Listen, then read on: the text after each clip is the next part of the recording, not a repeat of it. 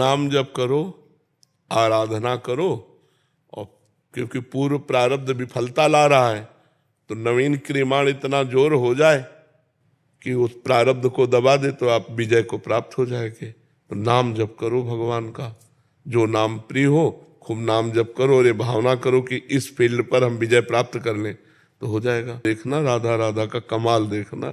हाँ, श्याम सुंदर अधीन हो जाते हैं राधा नाम से, तो फिर और कोई कामना की पूर्ति। राधा किशोरी जी तो महाकरुणामयी है। खूब नाम जप करो और जब तक सफलता न मिले तो जिस फील्ड में लगे उसी में लगे रहो, और नाम जप करो तो आगे उसमें सफलता मिल जाएगी। प्रारब्ध, बुरा प्रारब्ध जो है, जो हमें असफल कर रहा है, वो क्षीण हो जाएगा तो आप विजय प्राप्त हो जाएगी। पर यह है कि बचपन में तो अबोध अवस्था होती है, पर जो दीक्षा लेनी चाहिए वो किसी की प्रेरणा के अनुसार नहीं लेनी चाहिए। जब अपना विवेक जागृत हो जाए और जिन संत भगवान पर ब्रह्म बुद्धि हो कि गुरु साक्षात पर ब्रह्म और अध्यात्म पे चलना, तब दीक्षा लेनी चाहिए। अब इनको दीक्षा ले ली, उनसे दीक्षा ले ली, उनसे दीक्षा ले ली, पता नहीं कि हमें जाना कहाँ है, करना क्या है, अब किसका भजन करें। मान लो 3-4 जगह दीक्षा ले ले तो कहाँ किसका भजन करें। गुरु एक, शिक्षा गुरु चाहे आप 50 बना लो, लेकिन दीक्षा गुरु एक होना चाहिए। शिक्षा के लिए भगवान दत्तात्रेय जी ने 24 गुरु बनाए, शिक्षा गुरु, लेकिन दीक्षा एक गुरु से होनी चाहिए। ये सब खिलवाड़ वाला, बच्चोपन वाला बात हो गई ना। तो अब कहाँ तुम्हारी श्रद्धा है? तो एक जगह किशन भगवान के, दूसरी जगह कौन भगवान के? दूसरे गुरु जी को बोलते हैं, गुरु जी को मानो। अच्छा, तो किशन जी गुरु जी हैं, गुरु जी किशन जी हैं, ऐसा मान लो दोनों एक ही हैं। नाम जप अभी कौन सा करें? जो बचपन में लिया था वो वाला नाम जप करें कि ये वाला नाम जप करें? अभी हमको क्यों अपराध करवाओगे कि हम कहे कि उनका न करके उनका करो। अब आप देख लो, इसीलिए ये दुविधा में दोनों गए, माया मिली न राम। तो ये बात ठीक नहीं, एक चयन करो। एक ही कर। किसको चयन किया? आपको चयन की। अब तीसरा आपने तो और कमाल कर दिया। जा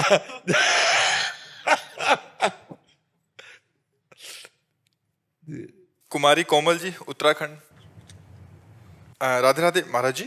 गुरुदेव, कई बार श्री जी के लिए भोग बनाते समय मन में अनेक प्रकार के व्यंजन आते हैं, जैसे खीर, हलवा, पूड़ी इत्यादि, परंतु समझ नहीं आता ये हमारी इच्छा है या श्री जी की पाने की। उसको भावना में लाओ कि हमारी श्री जी आज ये पाना चाहती। किसका प्रश्न? हमारी श्री जी आज ये पाना चाहती, इसलिए हमारे दिमाग में बात आई। और बनाओ अच्छे से, श्री जी को पवाओ, और फिर हो सके तो श्री जी के भक्त को पवाओ।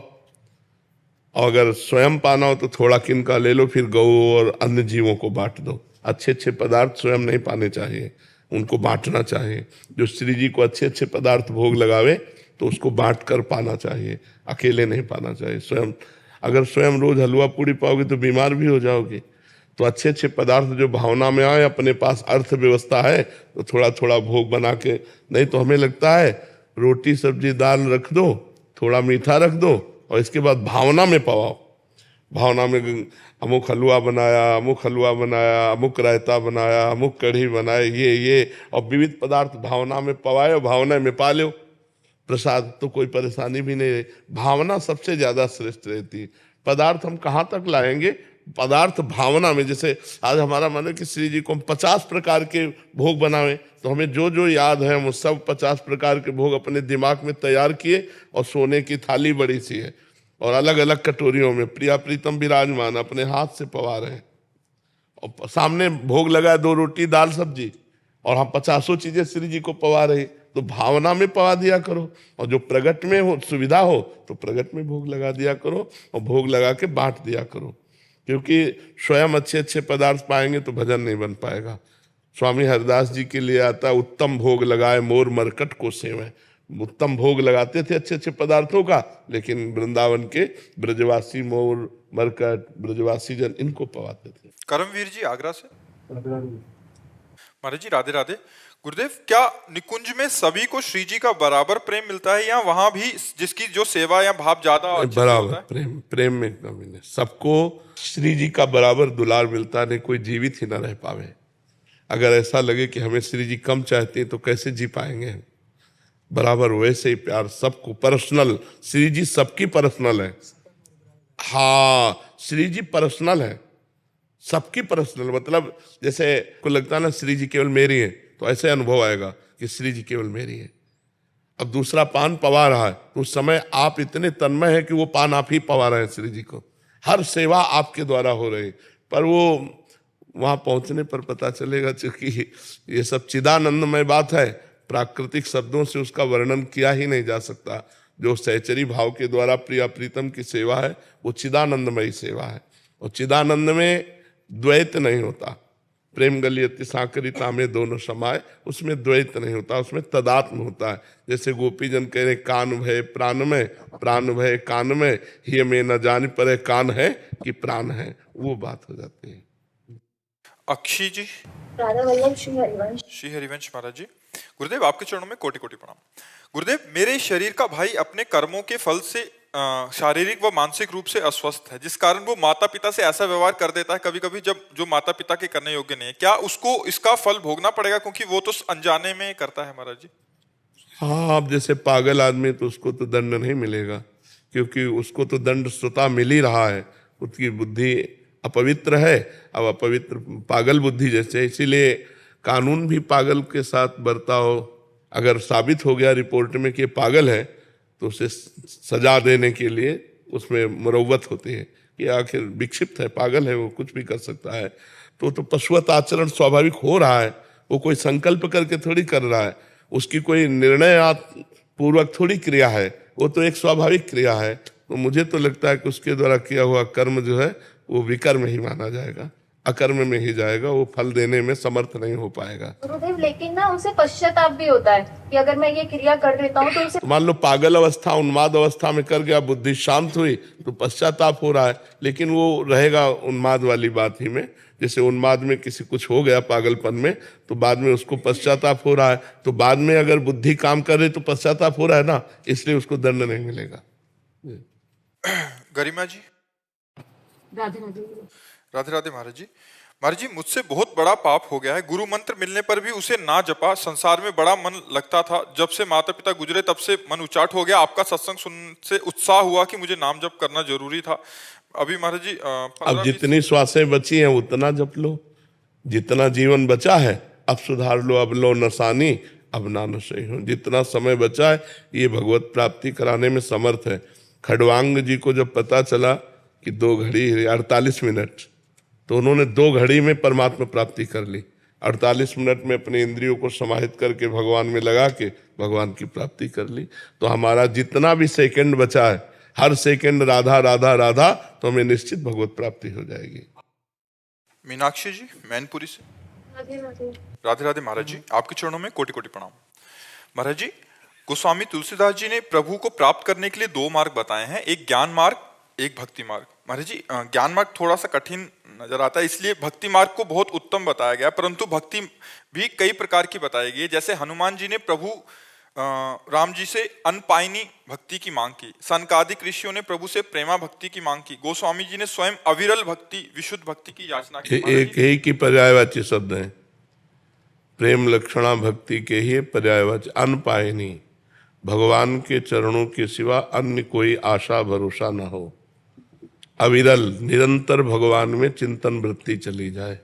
प्रेम लक्षणा, भगवान से प्रीति हो जाए। ये एक ही बात, निरंतर भगवान का स्मरण रखना, अन्य भावों का त्याग होकर, अन्य इच्छाओं का त्याग करके एकमात्र भगवान में ही अपनी आस्था भाव विचार जितना चिंतन वो सब, और भगवान से ही प्रेम करना, एक ही बात है, वो अलग अलग है। जैसे शरणागति के कहीं है आत्मसमर्पण, कहीं है प्रपत्ति, कहीं उसे शरणागति, तो बात एक ही है, उसको शब्दावली के द्वारा अलग अलग कहा गया है। और भक्ति सरल नहीं है अगर किसी को लगता हो, भक्ति भी बहुत कठिन है। निरंतर संसार के चिंतन को काटते हुए भगवान का चिंतन करना भक्ति है। देवर्षि नारद जी कह रहे हैं, तदर्पिता अखिलाचारिता तद्विस्मरणेन परम व्याकुलतेति। समस्त आचरण कृष्णार्पित हो, श्री कृष्ण के अनुकूल हो, प्रतिकूलस्य विसर्जनम, प्रतिकूल एक भी आचरण न हो। कितना कठिन है, सब आचरण भगवान श्री कृष्ण के अनुकूल हो, तो भगवान के अनुकूल क्या होगा? गीता जी है, भागवत है, इनमें बताया गया है कि आप ऐसे चलो, ये करो, ये ना करो। तो जो शास्त्र कह रहा करो वो श्री कृष्ण अनुकूलेन, जो कह रहा ना करो वो प्रतिकूलस्य, तो विसर्जनम, प्रतिकूलता का त्याग और भगवान के अनुकूल आचरण करना।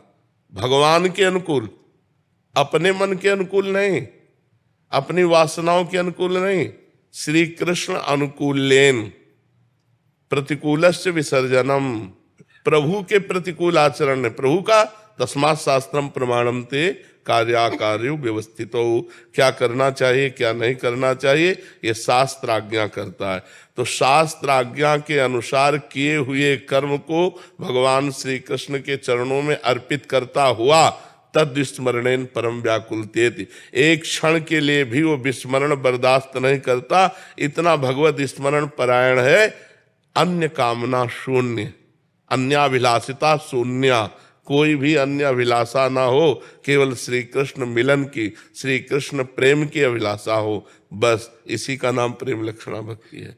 कोई भी आचरण प्रभु के प्रतिकूल न हो, एक भी वृत्ति श्री कृष्ण से विमुख न हो, कोई अन्य चाह न हो, अन्य आशा भरोसा न हो, इसी का नाम भगवान की निरपेक्ष भक्ति है, अनपायनी भक्ति है। शरणागति हुई कि इस भक्ति के लक्षण आने लगेंगे।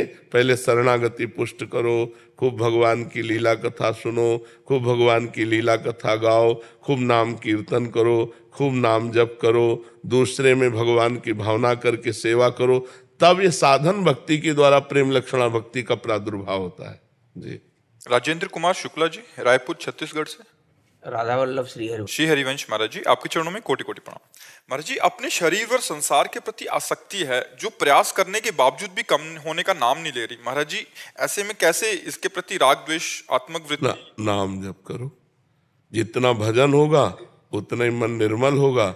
निर्मल मन अनासक्त होता है, मलिन मन आसक्त होता है। जो मलिन मन है वो शरीर और भोगों में आसक्त होता है, जो निर्मल मन है वो अनासक्त होता है, शरीर और भोगों से विरक्त होता है।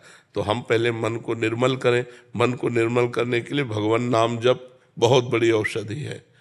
जा सुनाम भयो भेषज हरन घोर त्रैशूल, दैहिक दैविक भौतिक तापों को मिटाने वाला और समस्त पापों को मिटाने वाला, समस्त मलों को नष्ट करने वाला भगवान नाम है। इसलिए भगवान नाम अधिक से अधिक जप करो। गुरु के द्वारा मिले हुए भगवान नाम जप करने से बहुत जल्दी लाभ प्राप्त होता है। अभी अगर गुरुदेव ना मिले हो तो जो नाम तुम्हें प्रिय हो वो नाम जप करो। जब गुरुदेव मिल जाए तो उनके द्वारा दिए हुए नाम के द्वारा इस माया पर विजय प्राप्त करो। माया मलिन मन पर अटैक करती है, निर्मल मन भगवान की तरफ जाता है। निर्मल मन जन सो मोहि पाव। इसलिए खूब नाम जप करो, पर नाम जप तभी होगा जब भोजन पवित्र होगा। गृहस्थी में धर्म के द्वारा कमाए हुए धन से आतिथ्य सत्कार करते हुए भगवान को जो भोग लगा के पाया जाता है उसे पवित्र भोजन कहते हैं। अगर भोजन पवित्र नहीं है तो फिर भजन नहीं बनेगा। और भोजन के साथ भक्त संग, भजन न होई संग बिनु, भजन बिना नहीं प्रेम, छिन्हू भजन न छाड़िए, धरिए या ध्रुव नेम। भजन बिना भजनानंदी भक्तों के दर्शन संभाषण से नहीं होता। अगर भक्तों का दर्शन संभाषण ना हो तो भजन नहीं होने वाला। भजन तभी होता है जब भगवत प्रेमी महात्माओं का संग हो। तो महात्माओं का संग और पवित्र भगवत अर्पित भोजन और पवित्र आचरण और खूब नाम जप करो, अभी देखो सब ठीक हो जाएगा। अभी हमारी जहाँ ममता लगनी चाहिए वहाँ ममता पहुँच जाएगी, जहाँ हटनी चाहिए वहाँ अपने आप हट जाएगी। भजन किए बिना बुद्धि से नहीं होता है। बुद्धि से गणित लगाते रहो, माया अपना काम करेगी, आपको परास्त कर देगी। तो नाम जप करो, खूब नाम जप। मृदुल जी, राधे राधे राधे राधे महाराज जी, आपके चरणों में कोटि कोटि प्रणाम। महाराज जी, ईश्वर एक है जो हमारे और सबके हृदय में बैठा हुआ है, तो महाराज जी हम सब क्यों एक दूसरे को निंदा करते हैं? एक दूसरे आप देखा आपने ईश्वर को जो आपके हृदय में बैठा है? इसीलिए ईर्ष्या द्वेष करते हैं कि हम केवल ज्ञान की बातें कर लेते हैं, अनुभव बिल्कुल नहीं है। अगर अनुभव हो जाए कि सबके हृदय में ईश्वर है तो फिर इन निंदा, स्तुति, अपमान, मान ये सब बातें चली जाए। ईश्वर सम है, फिर समता आ जाए। विद्या विनय संपन्ने ब्राह्मणे गविहस्तनी स्वनीचय सुपाके चा पंडिता समदर्शिना। वो समदर्शी महात्मा विद्या विनय संपन्न ब्राह्मण में, गाय में, हाथी में, कुत्ते में, चांडाल में एक ही जो परमात्मा को देखता है वो राग द्वेष रहित होता है। राग द्वेष कब होता है? जब हम मनुष्य देखते हैं, परमात्मा तो देखते नहीं। आपने जो कहा सबके हृदय में एक ही परमात्मा बैठा है, ऐसा आपको अनुभव हुआ? नहीं हुआ। ऐसा लोग कहते हैं, सुनते हैं, अनुभव नहीं करते। जो अनुभव कर लेता है वो समदर्शी महात्मा हो जाता है। एक थप्पड़ मारे, इधर चंदन लगावे, दोनों के प्रति समान भाव होगा। तनिक भी उसे आवेश नहीं आएगा, क्रोध नहीं आएगा।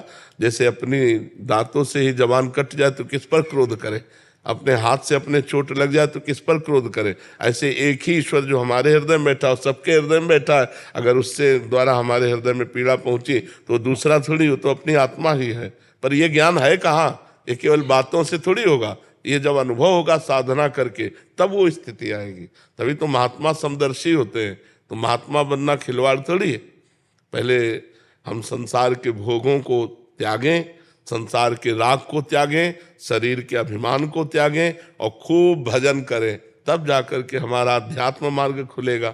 अध्यात्म मार्ग खुल गया तो ये स्थिति आ जाएगी। नहीं तो राग द्वेष पूर्वक तो पूरा चराचर जगत जी रहा है, पशु पक्षी भी इसी में जी रहे हैं।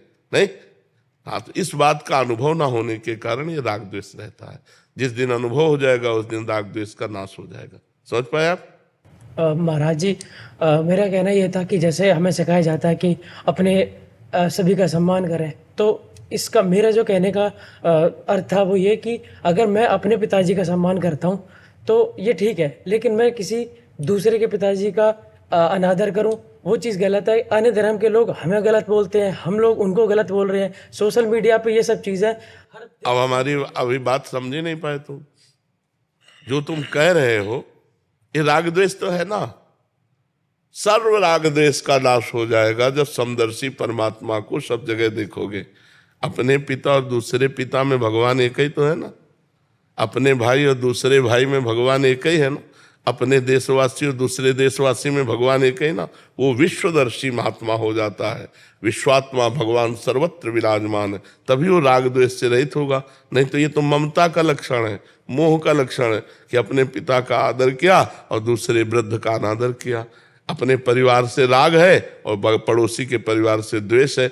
यही तो ममता मोह है, यही तो अज्ञान है, यही तो अविद्या है। और आप जो बात कर रहे हो वो ज्ञान की बात कर रहे हो कि एक ही परमात्मा सर्वत्र विराजमान है। और ऐसा होते हुए भी ऐसा क्यों होता है? क्योंकि सबको अनुभव नहीं होता है।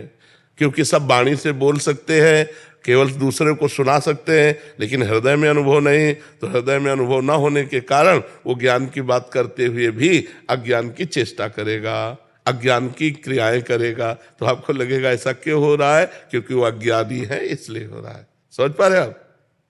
चिदम्बर फंडिस जी। राधे राधे। राधे राधे महाराज जी, दंडवत प्रणाम। महाराज जी, संसार और ग्रस्त निभाते हुए आध्यात्मिक लक्ष्य को जल्दी कैसे पाया जा सकता है महाराज जी?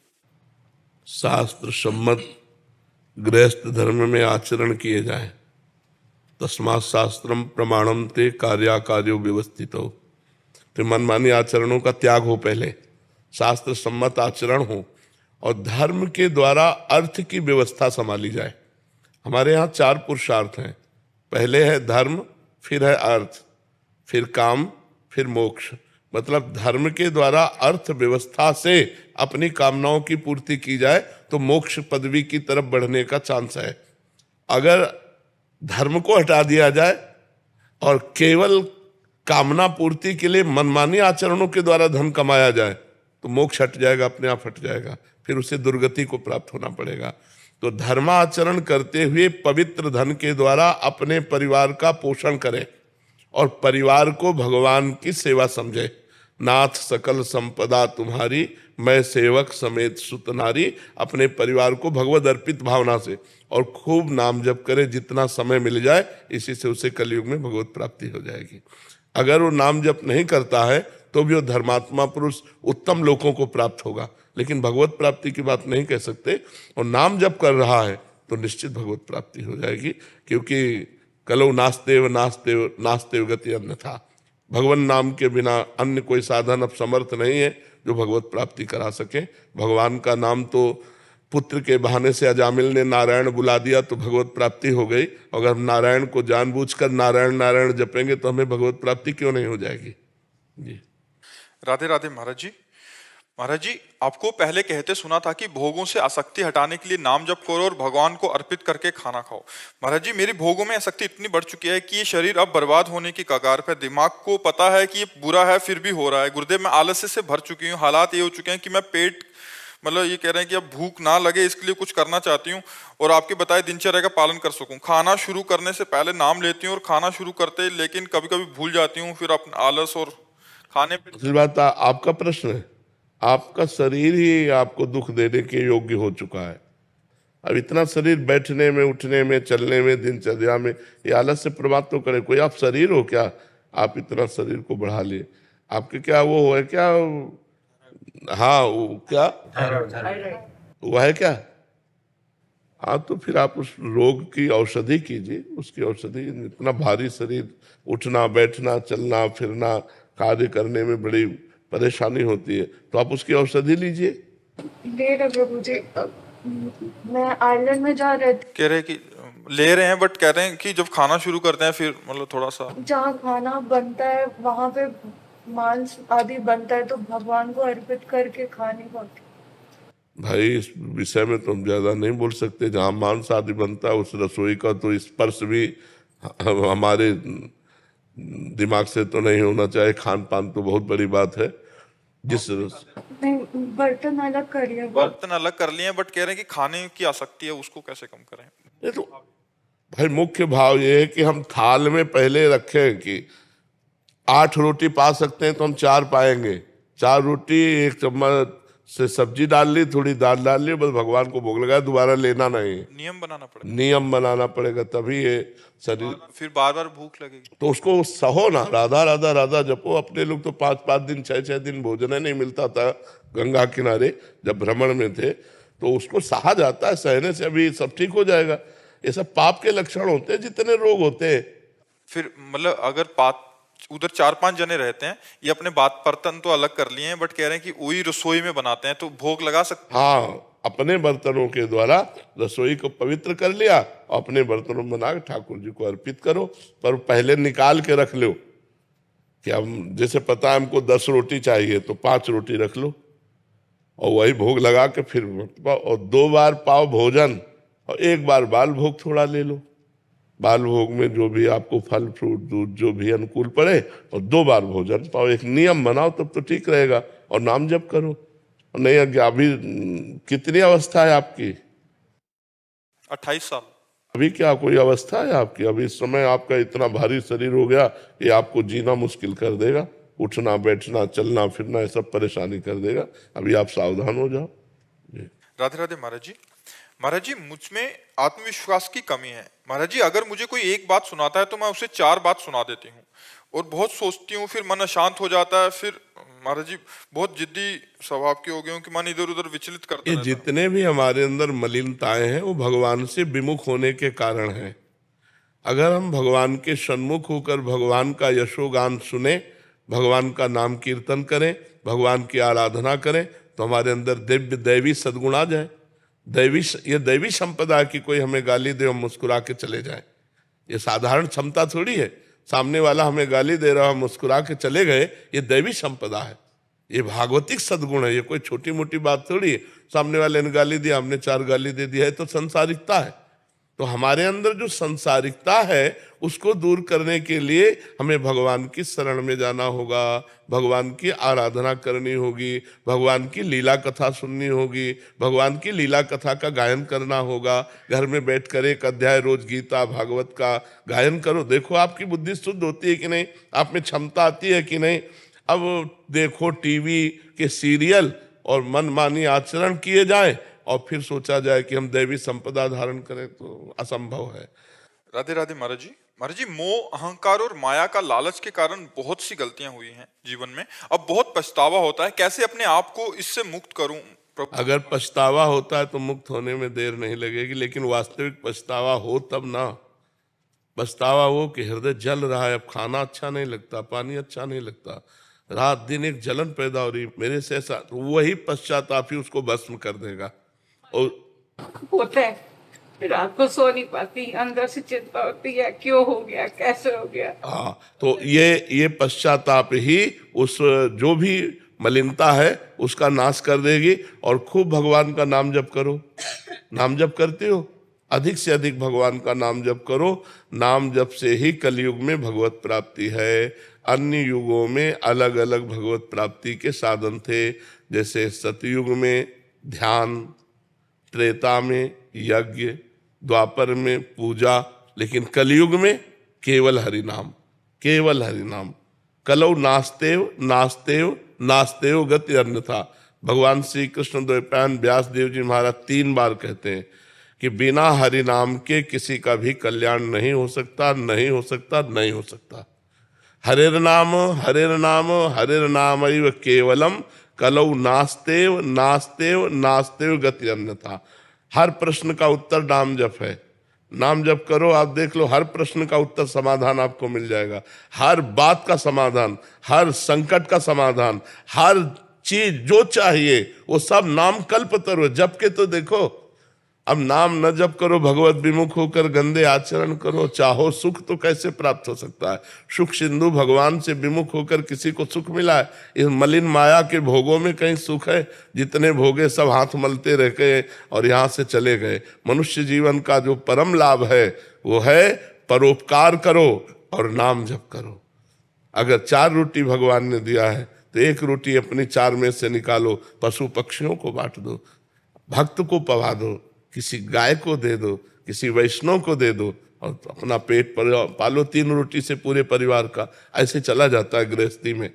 अगर हमारे पास 4 रोटी है तो 3 में पूरा परिवार पाते हैं, 1 रोटी दूसरे को देते हैं और खूब नाम जप करते हैं। देखो आनंद आ जाए। लेकिन आज का मानो दूसरे की चारों अपहरण करके स्वयं सुखी होना चाहता है, उसको भूखा रखना चाहता है। दूसरे को छीन झपट करके, बेईमानी करके, घूसखोरी करके वो सुखी होना चाहता है। कैसे हो सकता है? अधर्मी कभी सुखी नहीं हो सकता।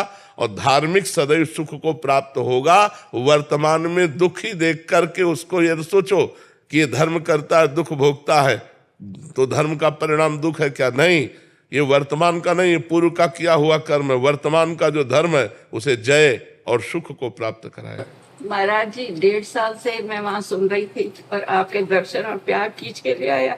अब मेरी गलतियां माफ कर दो, मेरे को बख्श दो। मैं खूब नाम जप करो, खूब नाम जप करो। सुवीना गुप्ता जी यूएसए से। राधे राधे महाराज जी। महाराज जी, भगवत मार्ग में आगे बढ़ते हुए साधक के जीवन में क्या संकेत अथवा पड़ाव आते हैं? जीव का अंतःकरण 3 गुणों से प्रभावित रहता है, सतोगुण, रजोगुण, तमोगुण।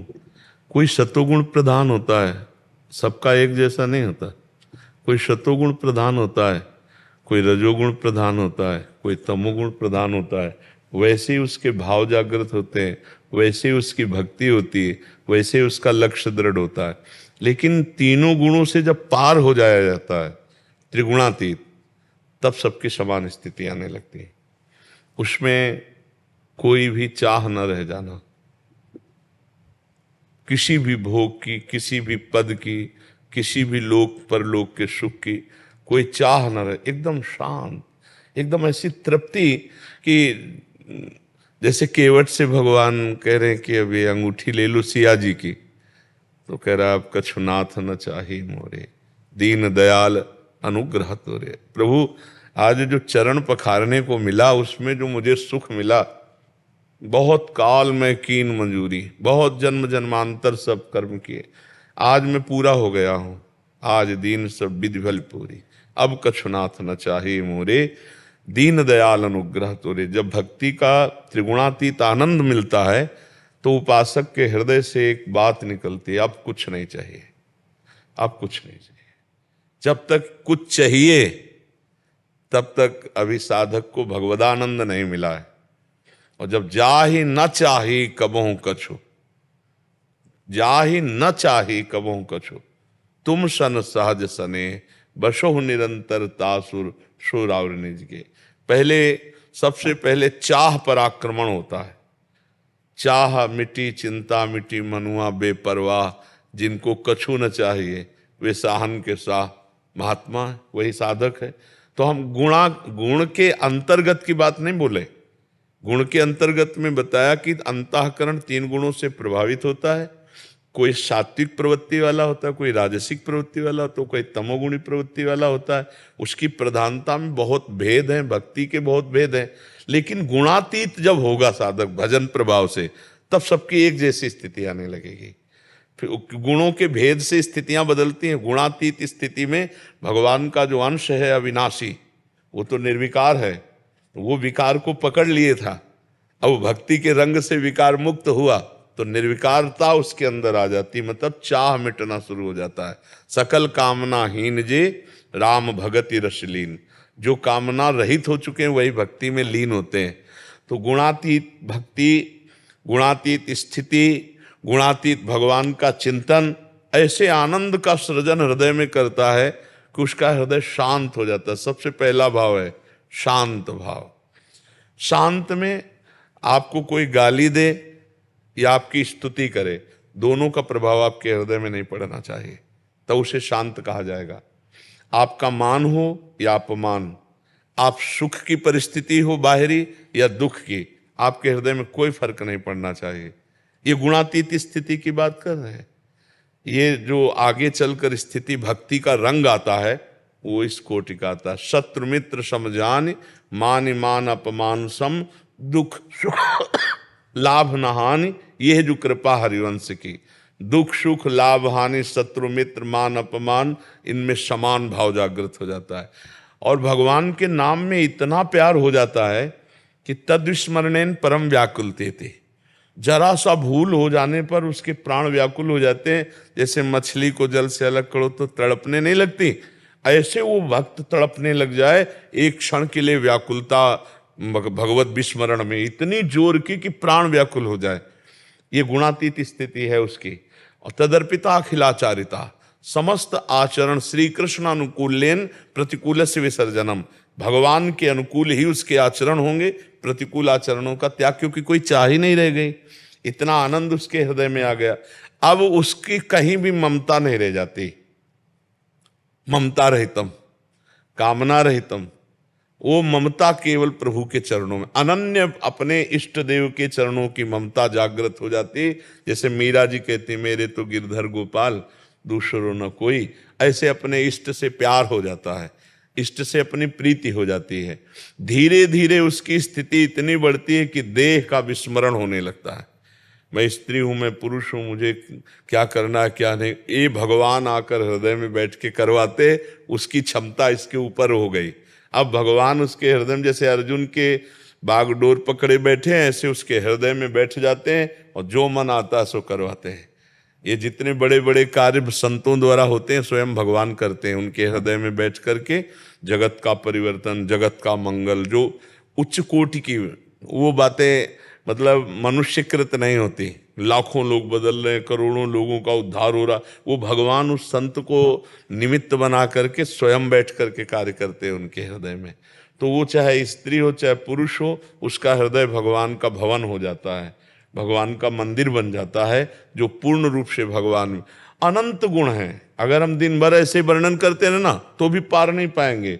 भगवान गुणधाम है तो समस्त गुण भक्त में आ जाते हैं, समस्त दैवी संपदा आ जाती। पर 2 बातें बस ध्यान देनी है खास, कि वो भगवान के प्रतिकूल कभी आचरण नहीं कर सकता और भगवान को भूल नहीं सकता। बस 2 बातें पकड़ लो तो सब आ जाएंगी इसी में। तदर्पिता अखिलाचारिता और तद विस्मरणेन परम व्याकुलते थी। भगवान का वो विस्मरण असह्य हो जाता है उसके लिए, हर समय नाम जप करता रहता है और भगवान के अनुकूल आचरण करता है। क्योंकि चाह जब तक भोगोगे तभी तो पाप कर्म होते हैं। जब चाह खत्म है, चाह प्रभु की हो गई, तो प्रतिकूल आचरण बनेंगे ही नहीं। पर ये बहुत ऊंची भक्ति में, इसके पहले खूब प्रयास करना होता है, तभी तो तीनों गुणों के साम्यावस्था को प्राप्त होता है। नहीं तो गुण ऐसा थोड़ी है, जब जो गुण चाहे वो करवा लेता है, जैसा चाहे वैसा सोचवा लेता है, वैसी क्रिया करवा लेता है। जी क्या फिर एक पागल भी गुणातीत हो सकता है, जैसे वो भी किसी से राग द्वेष नहीं रखता? नहीं, ऐसे नहीं, चिंतन से होता है। ऐसे नहीं कि बुद्धि पागल है तो गुणातीत हो गया, ऐसा नहीं। एक पागल की हरकत और एक गुणातीत की हरकत में बहुत अंतर होगा। नहीं, जैसे समाधि की स्थिति होती है घोर गाढ़ सुसुप्ति, गाढ़ सुसुप्ति समझते हो ना, गहरा से सोया हुआ, बिल्कुल भान नहीं शरीर का, और यही समाधि की स्थिति होती है। लेकिन उसमें जागृत होते हुए भी गाढ़ सुसुप्ति, जागृत होते हुए गाढ़ सुसुप्ति, उसे समाधि कहते हैं। और ऐसे सुसुप्ति सो रहा है तो मतलब उसका कोई महत्व थोड़ी है। गाढ़ सो रहा है तो समाधिस्थ थोड़ी माना जाएगा। लेकिन समाधिस्थ की गाढ़ सुसुप्ति जैसी स्थिति होते हुए भी जागृत में किंचन मात्र कोई स्फुरना नहीं। तो पागल और सिद्ध पुरुष में बहुत अंतर है। वो अज्ञान के द्वारा बंधा हुआ और वो ज्ञान के द्वारा मुक्त पुरुष है। तो पागल को थोड़ी वो स्थिति प्राप्त होगी, चिंतन से प्राप्त होती है ना। अब पागल का चिंतन ही ठीक नहीं है तो क्या है, वो पागल जैसा लग रहा है वो पागल थोड़ी है। वो तो शास्त्र वेदों का परम ज्ञाता विद्वान महापुरुष है। वो पागल जैसी चेष्टा कर रहा है। अपने शास्त्र आज्ञा करते हैं कि बहुत बुद्धिमान होने पर भी जड़वत आचरण करे, अपने को दिखावे में न लावे, कोई जान न पावे कि इस कोटि का महापुरुष है। तो हो सकता है ऐसा महापुरुष पागल जैसा दिखाई दे रहा हो, पागल जैसी चेष्टा, लेकिन वो पागल नहीं है। और पागल जो है वो ज्ञानी नहीं है, वो परम पद का अधिकारी नहीं होगा, वो नरक जाएगा। और वो पागल जैसी चेष्टा करके परम पद में बैठा हुआ है, जीवन मुक्त है, क्योंकि उसने भजन चिंतन करके ऐसी स्थिति प्राप्त की है। समझ रहे, एक जानबूझकर नाटक करना और एक असलियत में पागल होना। तो असलियत में जो पागल है वो तो बेचारा अपने कर्म का फल भोग रहा है, लेकिन जो जानबूझकर पागल का रोल कर रहा है वो अपने आप को बचा रहा है, वो तो सिद्ध पुरुष है, जीवन मुक्त महापुरुष है। समझ पाए बच्चा? महाराज जैसे हम पशुओं को ना, जैसे वो मरते, आप बोलते हैं मरते शाम नाम सुना देना चाहिए। जैसे हम पशुओं से कोई क्रम नहीं बनते शुभ अशुभ, उनको भी जैसे घर में पशु, उनको राधा नाम कीर्तन होता है, उनकी भी गति हो जाएगी। पक्का गति हो जाएगी। यदि अंतिम समय कान में राधा नाम पड़ा और शरीर छूटा तो भगवत प्राप्त। पशु को 2 साल मरे पशु तो, पर राधा नाम तो सुना रहे हैं, पर वो कर्म कोई नहीं बन रहा उनसे नवीन है। लेकिन फाइनल तो आखिरी वाला माना जाएगा। उनका मंगल होगा, लेकिन फाइनल आखिरी वाला, उनका शरीर छूट रहा है और उनके कान में राधा नाम पड़ा, वो भगवत प्राप्त हो जाएंगे। ये सौभाग्य पशु पक्षी कोई भी हो। नहीं तो जैसे कई ऐसे पशुओं के चरित्रों में आता है कि भक्त के घर में होने के कारण उन्हें राम नाम, कृष्ण नाम, हरि नाम सुनने को मिला और अंतिम समय भगवान को प्राप्त हुए।